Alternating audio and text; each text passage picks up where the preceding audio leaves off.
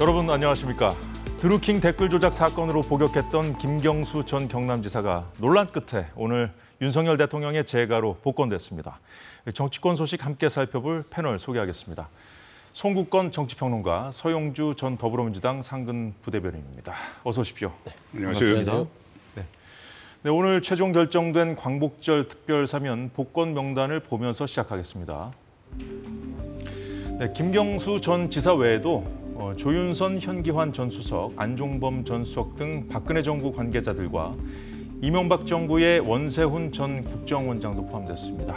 자, 이 중에 언론이 주목하는 인사는 김경수 전 지사죠. 복권을 통해서 피선거권 제한이 풀리게 되면서 다른 인사들보다 향후 정치에 복귀할 가능성이 크고 그 파장도 큰 거로 전망되기 때문입니다. 네, 김경수 전 지사 복권 결정이 나자마자 입장을 밝혔는데요. 많은 분께 심려를 끼쳐 진심으로 송구하다는 사과 입장을 밝히면서 복권에 반대했던 분들의 비판도 잘 헤아리겠다고 했습니다. 자, 이 마지막 대목이 눈길을 끄는데요. 사회의 보탬이 될 역할이 무엇인지 고민해 보겠다고 했습니다. 자, 서용주 부대변인. 네. 이거 뭐 당장은 아니더라도 정치에 복귀하겠다는 말 아닐까요? 그렇죠. 정치를 떠난 적은 없었으니까요.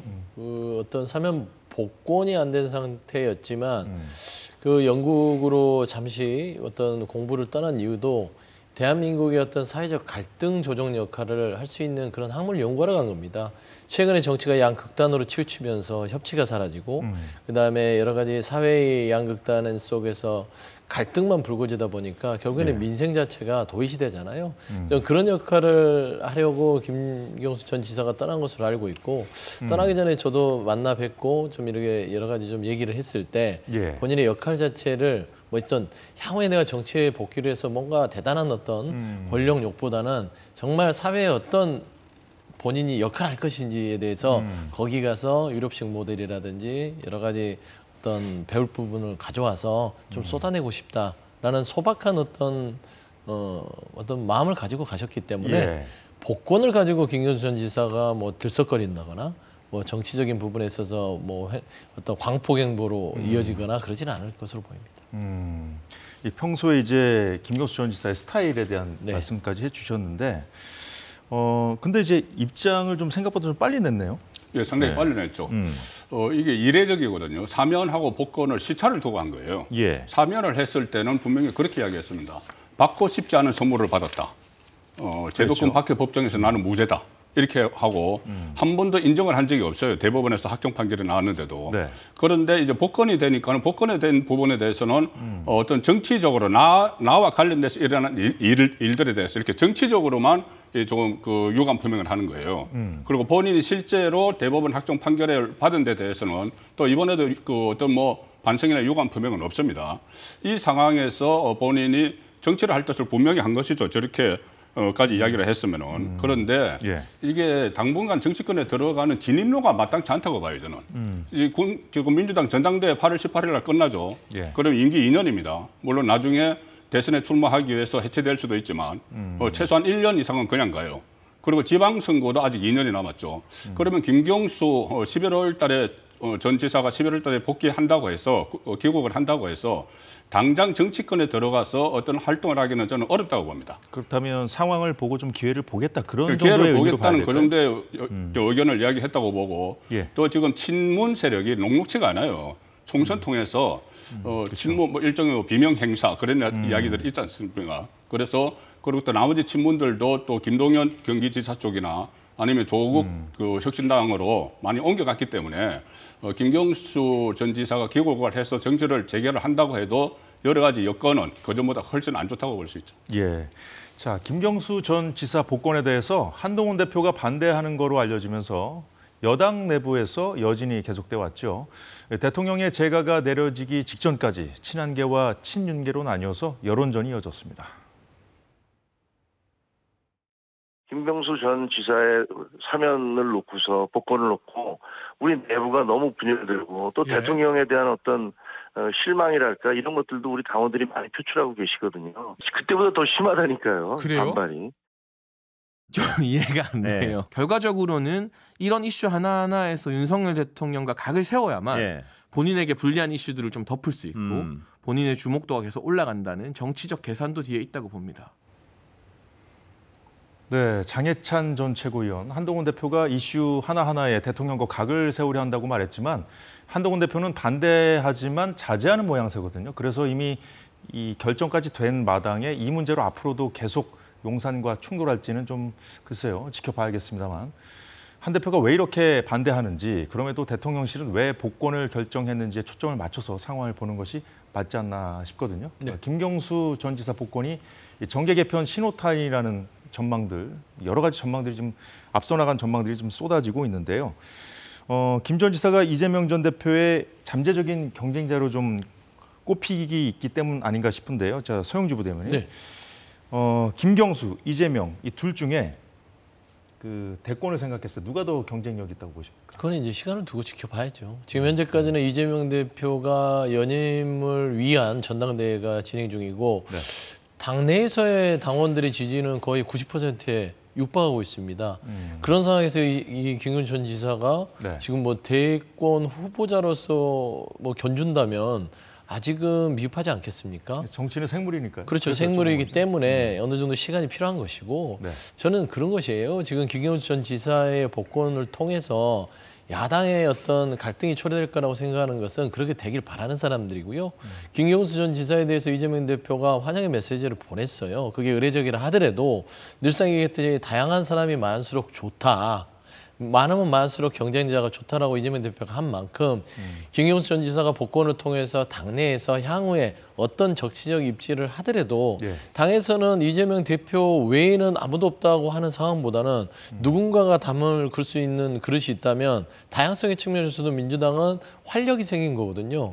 저는 그런 차원에서 긍정적인 부분들을 저희 말하자면 민주당에서는 생각하고 있다고 봅니다. 네. 그래서 이재명 대표와 김경수 전 지사에 대한 경쟁 구도보다는 네. 한동훈 대표가 왜 반대했는지 거기에는 잠재적으로 김경수 전 지사를 굉장히 껄끄러워하는 게 아니었겠냐. 그러니까 이례적이잖아요. 대통령이 고유권한인 사면복권론에 대해서 집권여당인 대표가 그걸 표면적으로 예. 반대 의사를 밝힌다는 것은 그 결과가 어떻게 될 거는 뻔히 아는 거 아니겠습니까? 대통령이 한동훈 대표의 말을 듣고 원래 결정을 법무부 장관이나 다 했던 거를 뒤집는다면 그러면 실질상 대통령이 한동훈 대표인 건가요? 그런 서열 정리가 꼬이잖아요. 그런데 그런 걸 알면서 반대 의견을 왜 했을까? 이 부분은 예. 이 한동훈 대표가 솔직히 내심에서 참지 못하고 이걸 통해서 어떤 주도권 싸움을 윤석열 대통령한테 걸어서 결국에는 본인이 당원과 당내에서 이제 보수 지지층의 어떤 지지를 계속해서 이끌겠다는 속내는 알겠으나 얻을 게 없어요. 결국엔 무리수를 던졌다.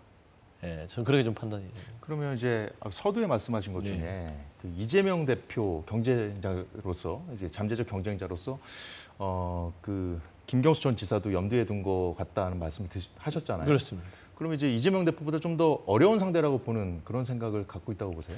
그러니까 뭐 그렇게 판단하는 시각도 있더라고요. 최근에 보면은 조선일보 제가 그 칼럼이었던 것 같은데 한동훈 대표가 지금의 어떤 여러 가지의 첫 출발에서의 스탠스를 제대로 하지 않으면 각각 아주 어렵게 이재명 대표를 이길 수 있는 구도는 되나 만에 하나 이재명 대표가 아닌 다른 사람이 나온다면 한동훈 대표는 무조건 질 수밖에 필패다라는 어떤 논평이 있어서 그 방향성을 제시한 아마 조선일보 논평으로 제가 알고 있습니다. 근데 아마 그런 부분들을 참고해서 그런 마음이 있지 않았을까. 그래서 오해가 있을 수도 있고 견제가 있을 수도 있다는 부분들은 분명히 한동훈 대표한테 있는 것 같고요. 그 단어에서 저는 그걸 느끼는 게 그 김경수 전 지사의 어떤 이런 그 범죄 혐의에 대해서 민주주의의 파괴라고 그랬어요. 그러면 왜 원세훈 전 국정원장에 대해서 얘기 안 하죠? 그러면 거기는 민주주의의 말살입니까? 국정원 요원들이 이용해서 댓글 조작을 하신 분 아닙니까? 그런 걸 지금 사면복권 하는데 형평이 안 맞잖아요. 그래서 결국에는 원세훈 전 국정원장은 본인의 경쟁 상대가 아니다. 결국에는 김경수 전 지사는 본인의 대권 가도에 있어서 경쟁이 될 수 있기 때문에 지금 규정을 해놓은 거다. 그렇게 볼 수 그래서 있을 것 이제 향후에 이제 대권 구도, 이제 차기 대권 구도에서 이제 경쟁자가 될 수 있기 때문에 김경수 전 지사에 대해서 좀 강하게 견제 발언을 한 것 같다 이런 말씀까지 해주셨는데, 자 송욱권 평론가는 어떻게 보십니까? 저는 그렇게 보지 않습니다. 일단 조금 전에 말씀하신 대로 이재명의 뭐 대안이 될 수 있느냐 경쟁력 말씀을 하셨는데 저는 이 하나의 조건부로 대안은 될 수 있다고 봐요. 지금 현 상황에서는 이재명 대표와 이 김경수 전 지사 사이에 경쟁을 어떤 그 키높이를 재기 어려워요. 이재명 대표가 그렇죠. 아주 압도적으로 앞서갑니다. 예. 이미 국민들에게도 확인도 됐잖아요. 0.7% 차이로 갔고 김경수 전 지사야 이 도지사 한 번 그 국회의원 그러니까 2번씩 나와서 1승 1패를 했거든요. 네. 그래서 지금은 전혀 경쟁이 되지 않는데 단 하나의 경쟁이 되는 경우가 뭐가 있냐면은 이재명 대표가 사법 리스크가 아직 있지 않습니까? 예. 그러면 1심 판결이 10월 달에 2개나 나와요.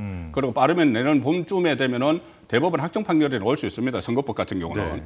그렇게 됐을 때 만에 하나 이 피선거권이 박탈이 됐을 때 대안이 어쩌면 대안이 거의 없는 거죠. 왜 그러냐면 일극 체제를 만들어놨기 때문에 예. 다른 대안이 없는 거예요. 일극 체제가 이제 극심화됐기 때문에 이제 그렇죠. 만약에 이재명 대표가 무너지면 같이 다 무너질 수가 있는 거죠. 그 상황에서 저는 오히려 여권에서 하나의 선택지를 던져줬다고도 볼 수가 있어요. 그 야당 쪽에. 그런데 그것을 선택지를 던져준 것이 이재명보다는 김경수를 상대하기 수월해서 그거는 저는 아니라고 봅니다. 오히려 지금 이재명 그 대표가 어차피 그 낙마를 할 거면은 좀 빨리 낙마를 하고 새로운 대안이 들어서면 오히려 그것이 상대하기가 버겁다는 그런 그 의견들도 보수 우파 진영 안에 있거든요. 그 측면에서는 이거를 정치적으로 나중에 본인의 한동훈 대표의 상대가 될 거니까 이것을 복권에 반대한다. 그 부분은 저는 너무 그 정치적인 해석이라고 보죠. 정치적인 해석이라고 하셨습니다만은 저는 조금 반대 의견이 짧게 말씀드리면 한동훈 대표는요 윤석열 대통령을 보고 정치권에 들어와 있습니다.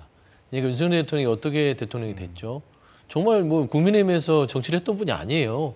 갑자기 검찰총장 하다 나와서 정치를 할 것인가 말 것인가 하다가 진짜 불과 1년 만에 대통령이 된 거예요. 그래서 정치는 모르는 상황이기 때문에 한동훈 대표는 그런 어떤 가능성에 대해서 조금 김경수 전 지사를 견제하는 차원이 충분히 있었다라고 보는 시각도 좀 견제해야 될 것 같아요. 한동훈 대표 입장에서는 상당히 만약에 김경수 전 지사와 1대1 대결을 하면은 공격 포인트가 상당히 많아요.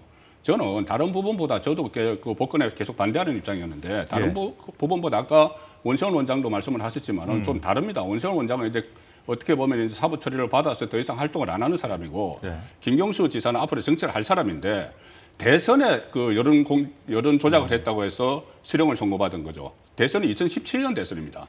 그런데 바로 한 번 다음 2027년에 지금 대선에 나오겠다는 거잖아요. 그러면 그것은 대선의 그 민심을 왜곡을 한 그래서 대법원의 확정 판결을 받은 사람이 10년 후에 대선에 다시 나와가지고 과연 저는 어떤 명분이 있을까 그 부분을 보면은 한동훈 대표가 굳이 거기에 대해서 피할 이유는 없다고 보는 거죠. 네, 제가 잠깐 말씀드리면 이 진실이란 부분들이 밝혀지기 마련인데 김경수 전 지사의 이 컴퓨터 업무 방해죄는 공직선거법도 아니고 여론 조작에 대단한 것이 아니었어요. 판결문을 한번 읽어보시면 나옵니다. 민간인 4명의 킹크랩이라는 그 자동 프로그램을 묵인하고 방조하고 옆에 서 있었다.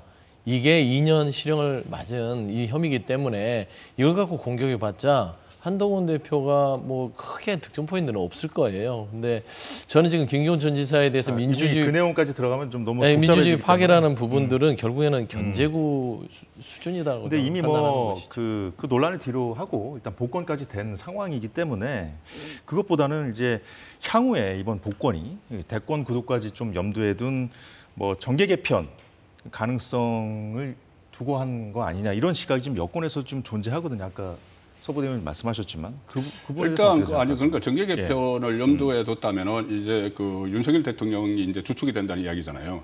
대통령 주축에 복권을 시켜가지고 아까 들은 영상 중에 이제 김종혁 최고위원 발언 중에 당원들의 실망이 양정철, 박영선 때보다 더 심하다는 발언이 좀 주목되거든요. 그게 왜 그런 거냐면 이제 최근에 양정철 비서실장 그리고 박영선 총리 내정설이 돌면서 크게 좀 시끄러웠던 적이 있었거든요. 그 부분을 지적하면 좀 눈에 띄어서 지금 드린 말씀입니다. 근데 그 부분을 그러니까 그때도 어차피 이 여셔야 되니까 극심한 여셔야 되고 5년 내내 여셔야 돼 전국으로 이끌어 나가야 되는 상황이 돼버렸잖아요. 윤석열 대통령이 사상 처음으로. 그 상황에서는 실제로 그런 뭐 이야기들이 좀 나오기도 했었죠. 차라리 정계 개편을 해서 그러니까는 그건 어떤 범정부를 따로 새로 구성을 하고 그런 이야기들이 있었지만 지금 상황은 그렇게 되기에는 가령 정계 개편을 하려면은 이재명 대표의 친명계에서는 전혀 움직이지 않을 거 아니에요. 만약에 한다면은 그 전에 친노나 친문 이쪽으로 같이 움직여야 되는데 친노 친문은 지금 거의 무너진 상황입니다. 조금 전에 말씀드린 대로 이 공천을 받아서 다시 국회의원 된 사람이 한 27명 정도로 치거든요. 전체 그 민주당 170명 중에서 그 정도 상황이고 또 그쪽도 따로 이재명 대표와 따로 행동을 하기에는 좀 한계가 있는 사람들이 많이 이번에 국회의원 배지를 달았어요. 그런데 김경수 전 지사가 과연 나와서 친문을 하나로 묶어가지고 정계 개편의 한쪽 축이 될 수 있는가? 그 저는 현실적인 힘이 딸릴 거라고 봅니다. 그래서 그것까지는 저는 어떤 뭐 도모를 하고 시도를 한 건 아니라고 봅니다. 그렇게까지는 보기 좀 어렵다는 말씀인데 저 서영주 부대변인은 그렇게 생각하세요? 좀 야권 균열을 노린 거다. 이게 이제 친명계의 반응인데. 좀 비슷한 시각을 갖고 계십니다. 그런 효과를 노리기는 쉽지 않죠. 정계 개편이 지금 윤석열 대통령의 머릿속에서 인위적인 정계 개편을 한다? 어려워요. 그게 교감이 충분히 있어야 되는데 예를 들어 양정철, 박영선 전 장관에 대한 등용설이 그냥 따지고 보면 입에서 나왔던 거지 현실화된 게 하나도 없잖아요. 그런 차원에서 지레 뭐 소뚜껑 보고 잘해보고 소뚜껑 놀라면서 잘해보고 놀라나? 뭐 하여튼 뭐 그런 속담처럼 지레 놀라는 것인데 정계 개편은 인위적인 정계 개편은 있을 수 없다라는 차원에서는 그런 우려들은 결국에 그냥 한동훈 대표가 김경수 전 지사에 대해서 그냥 개인적인 우려다. 그게 더 정확할 것 같습니다. 두 분의 의견 잘 들었습니다. 정치권을 달구고 있는 또 하나의 이슈가 있습니다. 공수처가 대통령 개인 휴대전화 통신 내역을 확보했다는 소식이 전해졌습니다. 최상병이 순직한 지난해 7월부터 9월까지 석 달치 기록을 확보했다고 하는데요. 자, 이건 뭐 서영주 부대변인께 먼저 여쭤보죠. 최상병 수직 과정을 수사한 이 박정훈 당시 수사단장에 대한 상부의 이첩 보류 지시가 있었고요. 그런데 그럼에도 불구하고 경찰로 이첩이 됐어요. 그러자 이후에 국방부가 경찰로부터 사건 기록을 다시 회수해서 임성근 사단장을 혐의자에서 빼지 않았습니까? 그렇습니다. 그 석 달이라는 시간 동안 이런 일련의 일들이 다 벌어지지 않았나요? 네, 그렇습니다. 그러니까 이게 그 VIP 구명로비 지금 최근에 우리가 알고 있는 이종호 씨 그 카톡 내용이 불거지면서 법원에서 영장 발부가 조금 더 이루어진 게 아닌가. 영장 발부를 공수처가 한 3번인가 4번인가 요청을 했는데 법원에서 반려가 됐다더라고요. 그런데 이제 이 시간을 좀 특정했고 그다음에 최근에 VIP의 구명 로비에 대한 어떤 이종호 씨의 발언 등을 고려했을 때 필요성이 인정된 것이죠. 그래서 현직 대통령으로서는 최혜병 특검 사건에 대해서 수사 외압에 대해서 공수처가 들여다보는 통화 내역을 통화 기록을 들여다볼 수 있는 최초의 어떤 사안이 된 것인데 저는 이 공수처가 확보한 대통령 통신 기록 자체가 굉장히 큰 의미를 가지고 있다고 봅니다. 왜냐하면 대통령이 경로를 한 시점부터 그 일련의 과정 속에서 너무 급박하게 이루어지는 많은 사안들이 지금 펼쳐져 있거든요. 그러면 그 통화 내역은 모르지만 그 기록들을 통해서 어떤 움직임이 용산에서 있었는지가 특정지어 줄 수 있다. 그리고 거기에 대해서 이게 나름대로 파생이 되면 통신 자료 확보만 하더라도요. 저는 충분히 공수처의 수사 자체가 대통령실이 수사 외압의 중심에 있었고 대통령이 그 중심에서 지시가 있었을 수도 있겠다는 아주 좀 근접된 증거 자료라고 보기 때문에요. 저는 이 부분은 굉장히 큰 의미로서 지켜봐야 된다고 봅니다. 네, 임성근 당시 사단장 등이 혐의자에서 빠지는 과정, 거기에 이제 대통령이 개입을 했는지 여부를 지금 보기 위해서 공수처가 수사를 진행하고 있는 것인데 이게 사실로 밝혀지면 뭐 탄핵 사유로 볼 수 있다는 그런 얘기까지 지금 민주당에서 지금 하고 있지 않습니까? 자, 그런데 수사기관이 이제 현직 대통령의 통화 기록까지 지금 확보해서 지금 수사하고 있는 그런 상황이에요. 처음 있는 일인데 이 정도 하면은 이 특검법을 꼭 해야 한다는 그런 당위성이 좀 약해지지 않겠습니까? 그렇죠. 우선 그 생각을 할 수가 있죠. 특검을 한다는 것이 그러니까 공수처가 제대로 수사를 못한다. 또 하나는 사건 자체를 조사하는 건 경북경찰청이었고 그리고 외압 위협을 수사하는 건 공수처였는데 공수처를 민주당이 고발을 한 거예요. 외압 위협으로 민주당이 고발을 해서 공수처에서 수사를 하고 있습니다. 그렇죠. 그리고 저번에 관련자들 다 소환을 하고 그 수사를 아주 잘하고 있다는 평가가 나오고 있어요. 거기다가 지금은 현직 대통령에 대한 통화 기록까지 사상 처음으로 이렇게 확보를 하고 딱 그 시점에 3개월 7월 그리고 영장을 몇 번이나 청구를 해가지고 그 7, 8, 9, 3개월 걸 지금 확보를 한 거죠. 이렇게 수사를 제대로 하고 있는데 왜 특검을 해야 되는가? 거기에 대해서는 지금 딜레마에 빠지는 거죠, 민주당이. 민주당이 또 고발한 사건인데 고발한 사건을 이렇게 잘 수사를 하고 있잖아요. 그리고 오히려 이게 수사가 저는 너무 과잉 아닌가도 싶어요. 왜 그러냐면은 현직 대통령이 지금 직무를 수행 중인데 전직 대통령 같으면 또 몰라도 그 박근혜 전 대통령 때는 그 직무가 정지됐을 때 그때 특검에서 한번 이 통화 내역을 들여다본 적이 있어요. 그런데 현직 대통령이 직무가 정지 안 되고 직무를 하고 있잖아요. 하고 있는 대통령의 개인 휴대전화를 3개월치를 가지고 확보를 했다. 물론 그 법원에서는 수사를 하기 위한 초기 단계니까는 웬만하면 그 영장을 내줍니다. 그런데 공수처가 그거를 확보를 해서 이게 들여다본다고 해서 조금 전에 말씀하신 것처럼 어떤 단서가 잡힐 것인가? 이거 발신 전화번호만 있거든요. 발신 전화번호만 있고 내용도 없어요. 다시 수신한 것도 없어요. 그런데 그걸 가지고 어떤 그 증거를 확보하기도 어렵거니와 조금 전에 말씀하신 대로 이 직권 남용이 현실적으로 적용이 안 된다는 또 법리 해석도 많아요. 왜냐하면은 직권을 남용을 하려면은 그때 박종훈 단장이 가지고 있는 수사권에 대해서 개입을 해야 되는데 수사권이 없는 상태였잖아요. 그러니까 군의 사망 사건에 대해서는 군 안에서 수사권이 없어요. 그냥 조사만 해서 경찰로 이첩을 하게 돼 있기 때문에 없는 수사권에 대해서 직권을 남용해서 그것을 훼손했다는 건 말이 안 되는 거죠. 그래서 그 직권 남용죄로 기소를 하기도 좀 불투명한 사안을 가지고 현직 대통령의 통화 기록을 다 들여다봤다는 거 이것은 좀 과한 수사가 아닌가 그런 지적도 나옵니다. 네, 그 최상병 수사 외압 의혹 관련해서는 지금 여러 가지 일들이 지금 동시에 벌어지고 있는데요. 혐의자에서 임성근 사단장이 빠진 것을 놓고 야권에서 제기해온 의혹이 이른바 구명 로비 의혹이었습니다. 김건희 여사가 개입됐다고 의심하면서 이번에 이 세 번째로 발의한 최상병 특검법에는 수사 대상으로 김건희 여사까지 명시했죠. 그런데 민주당이 대통령 탄핵 청문회와 최상병 특검법의 중요한 사유로 들고 있는 이 구명 로비 의혹 제보와 관련해서 민주당 장경태 의원 보좌관과 제보자 간 통화 녹취가 언론에 공개됐습니다. 보도에 따르면 제보자 A씨는 제보 내용을 언론에 제보하고 언론과 인터뷰를 해서 이슈화에 앞장섰던 박정훈 대령의 변호인 김규현 변호사에 대해서 이렇게 말했는데요. 조심조심히 접근하세요. 그 사람의 신뢰성에 대해서도 조금 고민을 해보셔야 되지 않나 싶어요라고 김규현 변호사의 신뢰성에 대해서 좀 의문을 제기하는 그런 발언을 했고요. 자, 그런데 김 변호사와 같이 이슈화에 앞장섰던 장경태 의원의 보좌관이 A씨를 만나서 결국 포커스가 이종호와 김건희 여사한테 가면 나머지 곁가지들은 다 관심이 없어진다. 그게 핵심이라고 말해서 김 여사가 핵심이라고 강조했던 것으로 나타났습니다.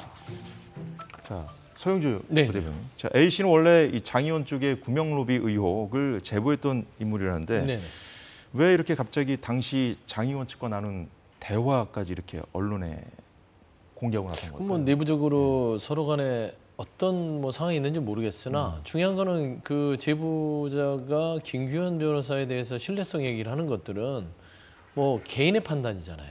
중요한 거는 증거입니다. 김규현 변호사가 얘기했던 카카오톡의 대화 내용과 녹취들. 그거는 뭐 이거는 신뢰를 떠나서 사실이잖아요. 그 팩트에 대해서 무슨 부정을 하겠습니까? 그렇기 때문에 저 부분은 그냥 제보자 A씨와 김규현 변호사 간에 무슨 내부적 개인적 갈등이 있는지 모르겠고요. 추측컨대. 그다음에 그 장경태 의원의 보좌관이 얘기했던 뭐 핵심이 이종호와 김건희 여사다. 라는 부분도 그 보좌관이 그냥 생각하는 주관적인 판단일 뿐이에요. 중요한 건 이 문제, 이 대화 내용은 이 최병 특검과는 전혀 상관이 없는 겁니다. 예를 들어서 지금 수사 외압이 있었느냐로 근접해 가는 과정 속에서 너무나 많은 구체적인 사실들이 드러났고 대통령 이종섭 장관과 통화한 사실, 최근에 국방부 장관 오늘 내정된 김영현 경호처장이 02800-7070 경호처의 사실의 장이었던 거. 그거는 누가 했는지 모르나 김영현 경호처장도 당시에 11번을 이종섭 전 장관과 임기훈 국방비서관과 이 말하자면 이 서류가 이첩되고 보류되고 그다음에 이 나머지 이제 누구죠? 임성근 일사단에 빠지는 이 전체 일정 속에서 다 관여하거든요. 저는 이게 복합적으로 다 존재하기 때문에 지금 장경태 의원 측과 뭐 제보자 간의 뭐 어떤 사적인 판단들 그거는 좀 그 의미가 없다고 봅니다. 자, 송국권 평론가는 어떻게 보세요? 제보자가 처음에 이렇게 장경태 의원 보좌관과 이렇게 이야기를 처음에 했을 때는 김교현 변호사의 정체를 몰랐을 때예요. 김교현 변호사가 뭐 이종호 씨와 통화를 해서 이종호 씨 좀 유도 질문을 했죠. 그래서 네. 이종호 씨가 나중에는 내가 그냥 뭐 허위로 이야기했다. 내 가시욕 차원에서 VIP 이야기하고 한 거. 근데 그 부분에 대해서 일단 김기현 변호사가 처음에 공익 제보자로 행세를 했어요. 네. 그러니 다른 사람들도 많이 믿었죠. 그런데 결국은 김기현 변호사가 민주당 소속인데다가 민주당 총선의 예비 후보로 출마를 했었고 또 심지어 그 박종원 대령의 변호사예요. 변호사고 민주당 이용 보좌관도 했고 그런 상황이기 때문에 네. 신뢰성이 많이 떨어지는 그 모습을 보였기 때문에 이 제보자가 장경태 의원 보좌관에게 믿으면 안 된다. 좀 믿을 수가 없다. 다른 팩터들도 확인을 했겠죠. 예. 팩터를 확인해서 믿을 수가 없다고 하는데 가장 큰 문제는 장경태 의원의 보좌관이 그건 상관없다. 진실은 상관없다고 이야기를 하는 거예요. 진실은 상관없고 한 사람의 영웅만 만들면 된다. 그러면은 김건희 여사에 대해서 엄청난 타격을 입힐 수 있다. 영웅 누구 만들겠다는 거죠? 김기현 변호사를 영웅 만들겠다는 거예요. 그러니까 거짓말이도 뭐든 상관없으니까 타격만 주면 된다는 겁니다. 김건희 여사. 그 이야기를 한 건 녹취록이 공개가 됐기 때문에 그 부분에 대해서 집중적으로 이게 어떤 도덕성이나 정치적 도의 문제를 따져야 되는 것이지 그 전에 끝까지 막 올라가서 물타기를 하면 안 됩니다. 이거는 굉장히 큰 문제라고 저는 봐요. 이제 구명 로비 의혹이라는 것이 결국은 이제 VIP라고 표현이 됐었습니다만 네. 김건희 여사 윗선 개입 의혹을 좀 야당이 좀 제기하기 위한 것인데 그것을 좀 뭔가 좀 짜맞추기식으로 했다는 그런 말씀이신가요? 그렇죠. 이종호 씨가 이제 이야기를 할 때 김기현 변호사가 계속 유도 질문을 합니다. 자주 만나지 않느냐 김건희 여사와. 그러니까 이종호 씨가 좀 가장된 이야기를 해요. 그것을 가지고 VIP 이야기를 하는데 VIP를 뭐 대통령이다. 그리고 또 대통령 경로실과 또 뭐 연결을 막 시키는 거죠. 그렇게 됐는데 지금 어쨌든 모든 그 정황이 이 김기현 변호사의 말에 신뢰성이 떨어지는 그 상황으로 지금 가고 있는 거죠. 예, 이런 보도가 나오자 국민의힘은 당 차원에서 비판 논평을 바로 냈는데요. 예, 화면 보면서 좀 말씀드리겠습니다. 장경태 의원 보좌관이 허위로 만든 진실은 민주당이 살릴 매직, 마술이 아니라 트릭, 속임수였다고 비판하면서 특검과 탄핵에 목맨 민주당의 현 주소를 적나라하게 보여주고 있다고 말했습니다. 자, 서영주 부대변인. 네. 지금 뭐 특검법도 이제 다시 발의하고 막 그런 상황에서 지금 이런 일들이 좀 벌어지고 있거든요. 앞으로 어떻게 전개될까요, 상황이? 그러니까 참 뭐 국민의힘이 할 말이 없으니까 장경태 보좌관의 말을 가지고 민주당이 주도하는 특검이 장경태 의원의 보좌관이 주도했습니까? 단순히 이만한 어떤 개인적 의견을 가지고 마치 모든 걸 덮으려고 하는 거라서 참 뭐 안쓰럽기도 하고요. 중요한 건 한동훈 대표한테 묻고 싶어요. 최병 특검 국민의 눈높이에 맞춰서 하겠다. 공채의 수사와 무관하게 국민의힘이 주도해서 민심에 올라타겠다라고 약속을 했어요. 그런데 벌써부터 국민의힘의 대변인이라는 분께서 장경태 의원의 보좌관의 이런 아주 작은 의미 없는 녹취를 가지고 마치 이 특검 자체가 정치적인 어떤 의도성이 있다. 팩트도 없는 것이다. 라고 지금 말하자면은 왜곡시키고 현혹시키고 있는 거예요. 그래서 한동훈 대표가 정말 국민한테 약속을 지키려면 이 부분에 대한 입장을 표명해야 됩니다. 지금 수사 외압 부분들 많이 드러났어요. 그러니까 김기현 변호사를 다 빼더라도 수사 외압, 그다음에 임성근 1사단장에 대한 이런 여러 가지의 어떤 금융 로비에 있어서 결과적으로 책임자에서 빠진 것들, 이 현실에 대해서 일단은 조사를 해야 되잖아요. 저는 그런 부분에 있어서는 한동훈 대표의 입장을 하루빨리 밝히는 것들이 그게 더 분명한 어떤 자세다. 그래 말씀드립니다. 여권 내에서도 이제 한동훈표, 이른바 한동훈표 특검법도 이제 논의가 물 건너간 거 아니냐 이런 얘기들이 나오는데 그 부분 하나 짚어주셨고요. 그리고 이제 그 녹취록 관련해서 이게 좀 사실 좀 작은 의미 없는 것인데 좀 여당이 좀 확대 왜곡하고 있다 이런 두 가지 좀 지적하셨는데 아니 딱 그 녹취록만 딱 가지고 보면은 일개 보좌관이 한 말을 이렇게 부풀리느냐 이렇게 할 수가 있어요. 딱 녹취록만 보면은. 근데 굉장히 중요한 말인데 그거는 그 보좌관 혼자 생각이야 이렇게 할 수 있지만 그동안 전개되어 온 것을 거기다 대입을 하면은 김기현 변호사가 이야기했던 것들이 지금 하나씩 좀 아닌 것도 있고 아니면은 내가 좀 그 가장한 것도 있고 이런 부분들이 드러나는 상황에서 보좌관이 그 말을 했기 때문에 그 보좌관의 말에 상당히 좀 무게가 실릴 수가 있는 거예요. 전체적으로 다른 그림하고 연결을 시키면은. 그리고 또 하나 이 한동훈 특검 말씀하셨는데 저는 이거 상황이 완전히 변했다고 봅니다. 한동훈 대표가 처음에 그 제3자 특검을 이야기했을 때는 민주당이 두 번째 발의를 했을 때예요. 21대 국회 마지막 발의하고 22대 국회 첫 법안으로 발의했을 때입니다. 그때 제3자 특검이 차라리 그것을 가지고 일종의 대안으로 제시를 했는데 이재명 대표가 그거 이런 노가했어요. 안 된다고 했어요. 안 한다고 했습니다. 그리고 다시 그게 폐기가 됐죠. 재투표까지 해서 폐기가 됐는데 세 번째 또 발의를 했어요. 오히려 더 두 번째도 첫 번째보다 독소 조항이 더 많았다. 그때 뭐 민변 추천이었는데 민변 추천도 빼버렸잖아요. 독소 조항이 더 많았다 했는데 세 번째 한 거는 독소 조항에 또 넣었어요. 김건희 여사를 수사 대상으로 포함시켜야 된다. 조금 전에 저희들이 이야기한 확인되지 않은 그 내용 가지고 수사 대상이 포함돼야 된다. 이렇게 했기 때문에 이 한동훈 대표가 그때 처음에 발의됐을 때 제안을 했던 제3자 특검 이것은 지금은 그것을 이야기할 필요도 없는 겁니다. 새로운 상황이 진행이 됐기 때문에 만약에 민주당이 그것을 받아들이려고 했으면은 그 발의를 하고 표결을 안 했어야죠.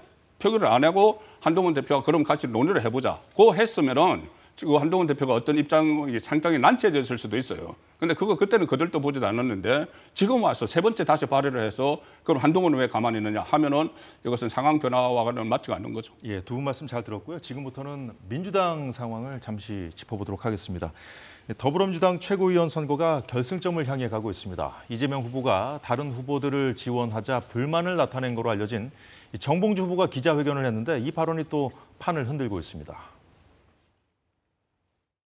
40년 민주당 당원인 저 정봉주가 제 목숨보다 소중하게 여기는 민주당에 대한 충정과 민주당 유력 대권 주자인 이재명 대표에 대한 변함없는 애정, 윤석열 탄핵에 대한 결기, 그리고 정권을 교체하고 민주당 4기 정부를 만들어야 한다는 간절함으로 이 자리에 섰습니다.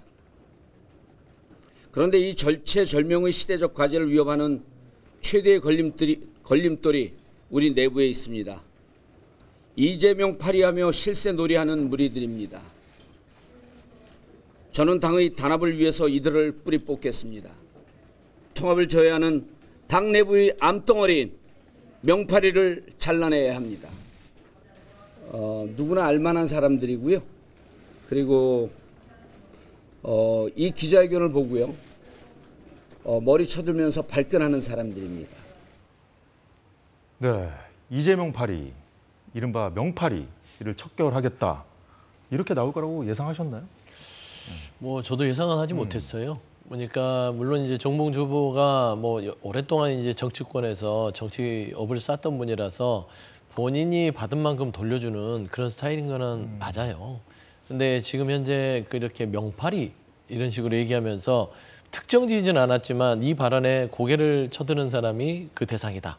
근데 지금 처음으로 고개를 들었던 분이 더민주혁신 쪽이랑 뭐 이재명 대표의 측근들인데 정봉주 후보가 얘기하고자 하는 거는 좀 거칠지만 이런 의미 같아요. 지금 민주당 이재명 대표와 이 연임에서 필요한 지도부의 구성은 현 무능하고 무도한 윤석열 정부와 잘 싸울 수 있는 전투력 높은 사람이 필요하다. 전투력 하면 나만큼 잘 쓰는 사람이 있냐. 그런데 왜 전투력 강한 나를 제쳐놓고 그냥 이재명 대표만 옆에서 칭송하고 이재명 대표한테 잘 보이는 사람만 뭔가 그 옆에 두려고 하느냐. 그거를 보통 이재명 대표를 판다라고 얘기를 한 것 같아요. 그래서 이 이재명 대표에 대한 변함없는 애정을 전제로 깔았잖아요. 그러니까 본인은 윤석열 정부와 잘 싸우면서도 이재명 대표를 잘 지킬 수 있다. 네, 차별화를 하는 것인데 과연 지금 며칠 안 남은 상황에서 통할 것인지. 그리고 또 정치적 계산으로는 지금 대의원 14%, 국민 여론 30%가 남았기 때문에 여기에서는 본인이 나름대로 위축되지 않고 승부를 걸어볼 만하다라는 판단하에 저는 기자회견에 결단을 하지 않았냐 그래 보입니다. 지금 선거 국면이기 때문에 뭔가 전략적 메시지일 수도 있다 이런 해석을 해주셨는데 다른 경쟁자들이 좀 날선 비판을 했거든요. 화면 보면서 좀 이어가도록 하겠습니다. 이재명 파리를 누가 하고 있는가라는 비판도 있었고요. 정봉주 후보 본인도 이재명 파리 한 적 있지 않느냐 뭐 이런 비판 같습니다.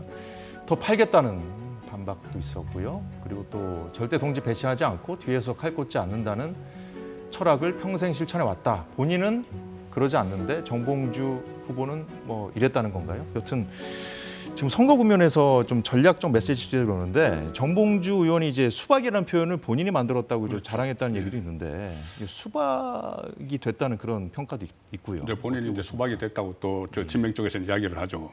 그런데 저는 이번 경선 과정에서 나타나는 저런 모습이 이재명의 민주당의 한계점을 적나라하게 보인다고 봅니다. 정봉주 후보만 해도 뒷담화를 처음에 한 사람은 대상이 이재명 대표였죠. 이재명 후보를 상대로 뒷담화를 한 거예요. 그 기자들에게 대통령 될 수 없다는 이야기를 한 것은 이재명 대표를 겨냥한 거죠. 그냥 박원석 의원에게 또 이야기하면서 내가 최고위원만 되면은 그냥 있지 않겠다 이렇게 이야기한 거. 두고 봐라. 네, 두고 봐라. 이런 것도 이재명 대표를 향해서 한 게 맞죠. 그런데 그것을 해명을 하면서는 이재명 대표는 오히려 미화를 하고 이재명 팔이라는 변죽을 올리고 있는 거예요. 그러니까 이재명 대표의 심기를 건드리지 않는 선에서 본인의 입장을 이야기하는 거예요. 그러면 이번에 도발한 겁니까? 이재명 대표에게 도발한 건 아니죠. 심기를 건드리지 않았잖아요. 지금 해명할 때는. 처음에 뒷담화에서 이게 알려지지 않는다고 생각을 했을 때는 그는 도발을 했는데 어떻게 보면은 자기가 하고 싶은 말을 했는데 이게 알려지고 논란이 되니까는 발을 빼는 거잖아요. 발을 빼서 이재명 대표를 공격하는 게 아니고 이재명 뭐 명심팔이 뭐 이렇게 하면은 또 누군지 정확히 이야기도 하지 않는 거예요. 명심팔이라는 표현을 쓰면서 이제 나오긴 했습니다만 근데 이재명 전 대표도 겨냥한 거 아니야 이런 해석도 나오더라고요. 그러니까 이재명 대표를 직접적으로 겨냥을 못했다는 이야기죠. 그러니까 처음에 본인이 뒷담화를 했을 때 박원석 의원이나 언론사 기자에게 뒷담화를 했을 때 그 기조를 계속 이야기를 했으면은 나중에라도 뭔가 이 본인에게 남는 게 있을 거예요. 그런데 지금 이제 그 역풍을 이제 맞으니까 그 강성 지지층에게 역풍을 맞으니까 이재명 대표를 직접 겨냥하지 못하고 이 명심팔이를 했는데 물론 명심을 팔도록 만든 이재명 대표를 겨냥한 것이기도 하죠. 그렇지만 그걸 직접적으로 말을 못했다는 이야기죠. 네, 지금 우리 국회가 참 생산성 제로라는 비판을 받고 있습니다만 참 많은 일을 벌이고 있다는 생각이 드네요. 말도 참 많고요.